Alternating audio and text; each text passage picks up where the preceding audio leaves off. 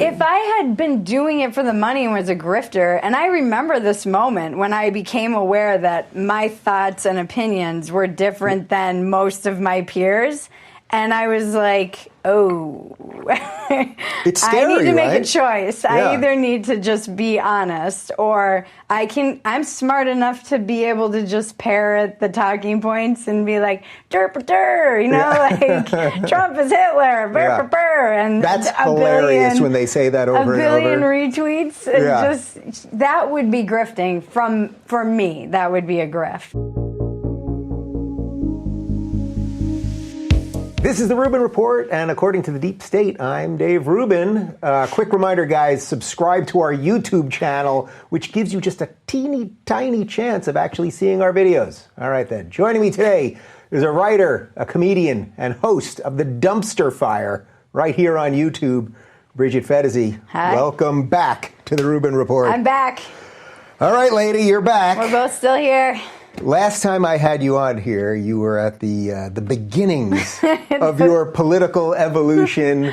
You were saying, I don't know what's going on with this world. You were trying to make some sense of the world. I still have no idea. Well, a year later, or whatever it's been, barely a year. Barely a year. You're Almost one of, you're on the short list of people that make some sense to me. So what does that say about me? Hey, that's terrifying. People say this to me, and I'm like, that the world has gone crazy if somehow I'm a voice of reason.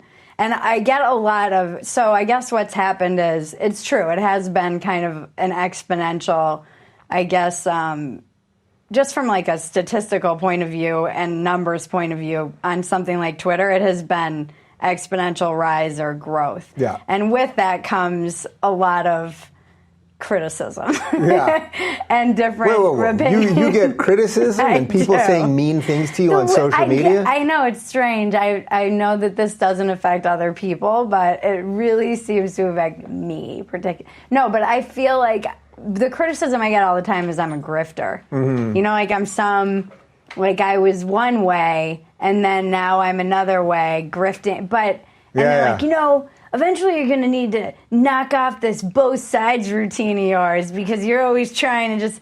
I'm like, I'm just being me, though. I'm really just confused. Yeah. Do you think that that's sort of what's working for you more than anything else? Like there's there's just an upfrontness about your evolution. Like for me, something like 5 years ago, I just started saying, guys, I'm a liberal, but something ain't right around here. And then it was just people started going, oh, me too. And I sense you're sort of like just constantly in that I was thing. one of those people, though. That was like, oh, hey, Dave. my pleasure. Thank you. But I think the difference between us is that you were already kind of in the political world. Yeah. And what was your degree in? Political science. Okay, so I'm one of 3 people that ever used a political science degree for you politics. Went to college. I dropped out. So I was smoking a lot of pot. But I was blacked out and smoking a lot of pot and waitressing. And I say this to people a lot that I talked about the factory settings and how I think when you have your head down, and I didn't know until maybe last February how I was going to pay more than 2 months worth of bills ever since when I was 17.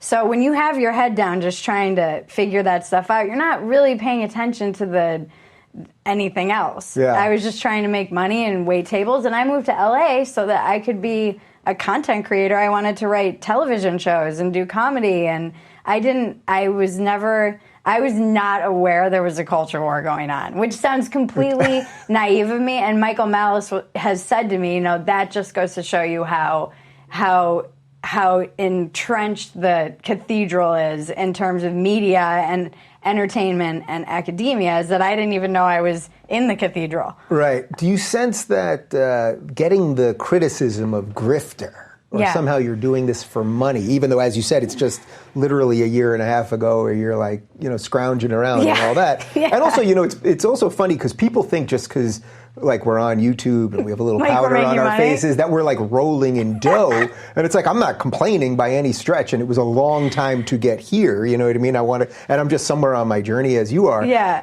But I find that this thing of like, because a lot of people in our space now get thrown with grifter, or you're doing it for the money, or you're a seller or something like that.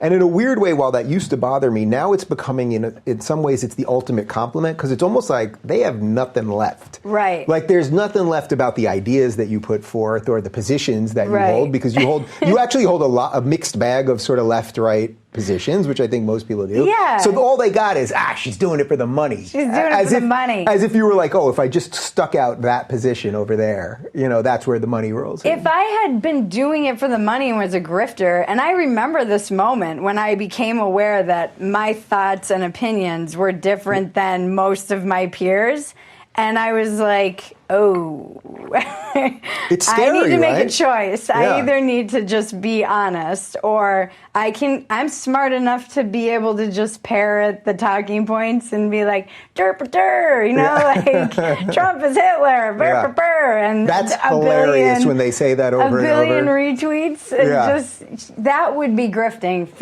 for me. That would be a grift, because my idea of a grift is that I'm being disingenuous, I'm being dishonest, I'm saying that I have one thing and I'm selling another, but if I'm selling anything, it's my confusion. Right. Well, also, wouldn't a grift also be that you would take the easier way out? Like it would, like clearly, I think it's not easy. I think the people that are in the space that we're in, whatever you want to call that, this is the road less traveled, right? But like if you're on the grift, you don't do the hard thing, you do the easy thing. Yeah, it would be easy for me to go in either direction all in. And it would also be easy for me to completely just defect and be like, I'm MAGA now, Right. And I've always joked that there are these two strains of Trump derangement syndrome. And I can pretty quickly tell if somebody has one or the other. It's if everything is Trump's fault or Trump can do no wrong.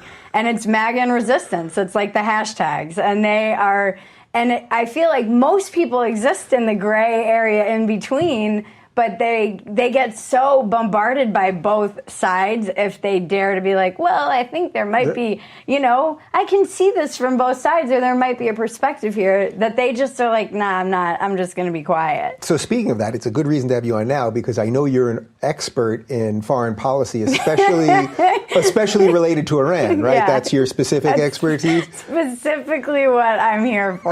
No, that obviously is not true, but actually, often in the morning when I wake up and I have my coffee and I'm just sort of like slowly getting online and I'm trying to get my thoughts centered, I'll shoot you some texts and we'll go back and forth a little bit. And one of the things over the last couple of weeks that like consistently comes up is like the craziness related to every single person on Twitter, but I don't want to make this just about Twitter, but like the need for all the celebrities, all of the journalists, quote, air quote journalists, and just everybody to have a opinion on everything at all times. Remember, I mean, just a couple weeks ago, we were in World War III. We were.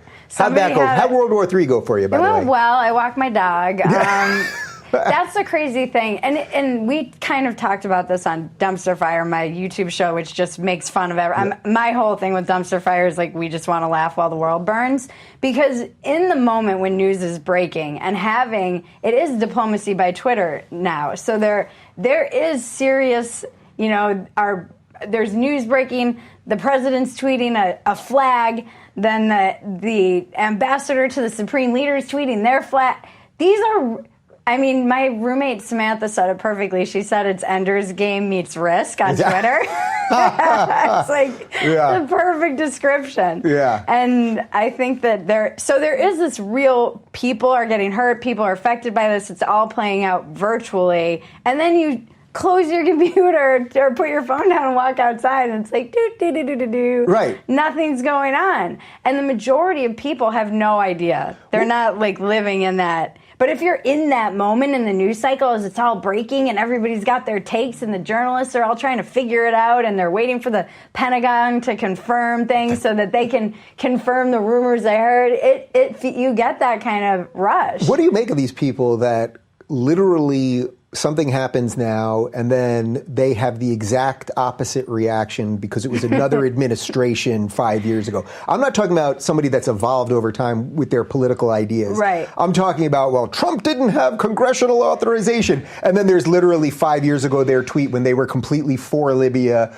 I mean, Nancy Pelosi is a great example. Trump didn't need, and I don't even mean just the people in politics. Yeah. But there's a video right now that's been going around that I've shared of Pelosi 5 years ago or whatever it is, 6 years ago, saying Obama didn't need congressional authorization. We toppled the Libyan regime and Gaddafi. Now he needs it. But then everyone just flips on every little thing because it's all sports. So my question is, has it always been like this and we're just more aware of it because everything lives forever? Because whataboutism is going to destroy democracy. Everything. Yeah. Because you can always say, well, what about this and what about that and what about this? And well, actually, everybody can go back and forth. But what are your principles, I guess? And it's so easy to just adjust your mind to confirm your own belief and principles anyways that I don't know how anyone really avoids being a hypocrite in politics. And maybe it was always like this and we're just more aware of it. Yeah. One of the things that I find, which is why I think you're sort of a breath of fresh air in this, is that, A, you're not pretending to be an expert in all of these things. No. Despite the fact that I'm an idiot. Someone will now clip, Dave Rubin says that Bridget Phetasy is an Iran expert, Yes. Blah, blah, blah. But you're not pretending to be an expert. But also, you are being funny throughout the day. And it's we really have watched comedy get slaughtered in this freaking thing. It's weird because so I just got told that Dumpster Fire is being shadow banned. I don't know if this is true or not. So somebody tweeted at you that basically they're subscribed to your channel. A bunch of people, they're subscribed to your channel. And my video didn't show up in their feed. And I don't... Bridget, I'm shocked and appalled that YouTube I don't have enough that. followers for this to matter. I just went on YouTube 3 months ago. You're over the target, sister. It's happening. Well, we make a lot of inappropriate jokes, and we were joking on this week, so I'm like, what? Maggie was saying, who's going to want to sponsor this show? Because I said something like, I was joking about how the Golden Globes went vegan. And I was like, I just miss the good old days where, a man could be a man and a woman was in the kitchen. And Maggie's like, Jesus, you can't make even jokes like that because someone will clip that and then say, see, here's Bridget with her internalized patriarchy. Unless you say that everyone from the 1950s was a racist, bigot, homophobe, you're canceled. But should we just pre-cancel? Because comedy is, I think, saying those, I said something that was really, it's always those off-the-cuff jokes you make that are completely inappropriate that I think I said something about Cardi B and we were filming and the Dumpster Fire, and I said, she said threatened to go to Nigeria.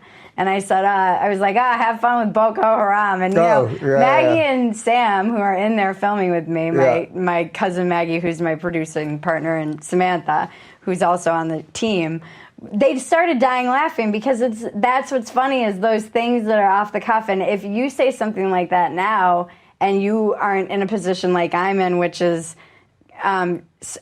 slightly immune to cancel culture, you will get canceled or you're in risk of getting canceled. So I think comedy has become a lot more afraid. And then, the argument that people say is cancel culture isn't real is that people like Ricky Gervais and Dave Chappelle are making jokes. Well, they're millionaires. Yes, they're multi. And they're powerful. So you can't use people or even J.K. Rowling, you can't use billionaires and multimillionaires as examples of people who are cancel-proof because they're cancel-proof just because they're rich. Do you sense, though, that people like us, maybe if Gervais and Chappelle, let's say, are doing it at the Air Force level, right, that we're sort of more the foot soldiers in this or something or we're in the tanks on the ground, and we're offering cover to the average person that is the foot soldier in this, that just wants to be able to work a real job, but still occasionally say what they think without being mobbed, and we are actually offering them a little bit of cover in that. Yeah, I think that people feel confused, and there is that sense of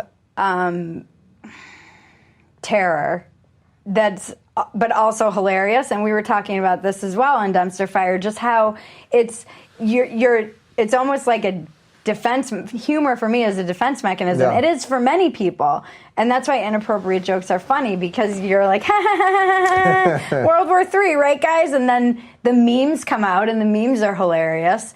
And so people are using humor to try and make sense of a world that's really crazy. And then you have all these people who are experts. And I always say, no one knows anything. I mean, even experts, they might know things about, they might have things to contribute.